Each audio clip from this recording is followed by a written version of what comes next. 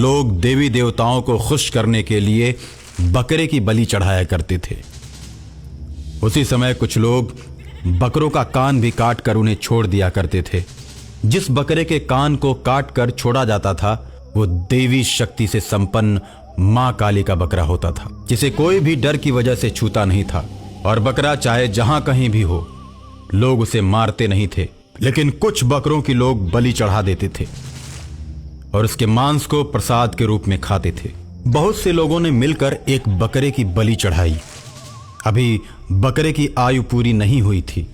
आयु से पहले मरने के चलते बकरा भूत बन गया और एक बड़े से बकरे में उसकी आत्मा प्रवेश कर गई। अब वो एक भूतिया बकरा बन गया।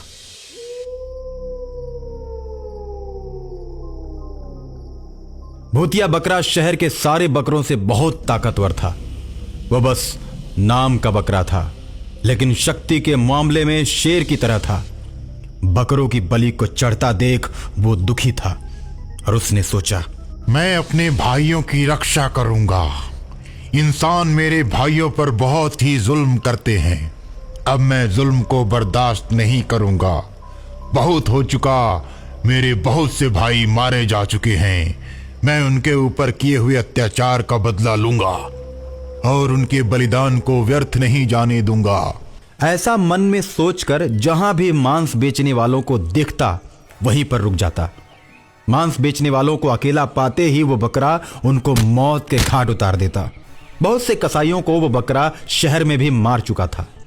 शहर में बकरे की चर्चा होने लगी कि बकरा शेर की तरह जिधर से भी गुजरता है।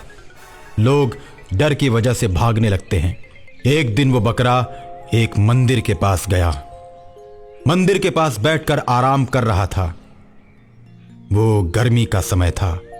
बकरा पेड़ के नीचे बैठा हुआ था। तब तक 2-4 लोग एक बकरे को टीका लगाकर और माला पहनाकर मंदिर में बलि देने के लिए ले जा रहे थे। जब खूनी बकरे ने यह सब देखा तो क्रोध की वजह से उसकी आंखें लाल हो गईं और बलि देने वाले इंसानों को मारकर मौत के घाट उतार दिया। मेरे भाई, तुम भाग जाओ या फिर मेरे पीछे पीछे चलो। जब तक तुम मेरे साथ रहोगे तब तक कोई भी इंसान तुम्हें छू नहीं सकता। और इतना सुनकर बलि का बकरा खूनी बकरे के साथ हो जाता है। इस तरह बहुत से बलि के बकरों को वो खूनी बकरा बचाता है और बहुत से बलि देने वाले इंसानों को मार देता है।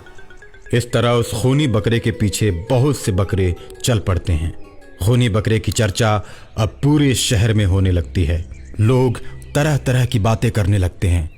कोई कहता है कि जो भी अब बकरों को मारेगा, खूनी बकरा आकर उन्हें मारेगा। और इसी डर की वजह से लोग बकरों को मारना बंद कर देते हैं। और एक दिन खूनी बकरा उन सभी बकरों को लेकर पहाड़ों की तरफ जाता है। सभी बकरे रास्ते में जाते समय हरी हरी घासों को चरते जाते हैं और इंसानों से दूर पहाड़ों पर जाकर बस जाते हैं, जहां वे भर पेट घास चरते हैं और नदी में उतरकर पानी पीते हैं। प्रकृति की गोद में सारे बकरे अपने आप को स्वतंत्र महसूस करने लगते हैं और इंसानों का डर उन्हें कभी नहीं सताता। सारे बकरे उस पहाड़ों की वादियों के बीच, उस हरियाली के बीच खुशी और आनंद से जीवन जीने लगते हैं और अंततः उस खूनी बकरे को अपना राजा घोषित कर देते हैं।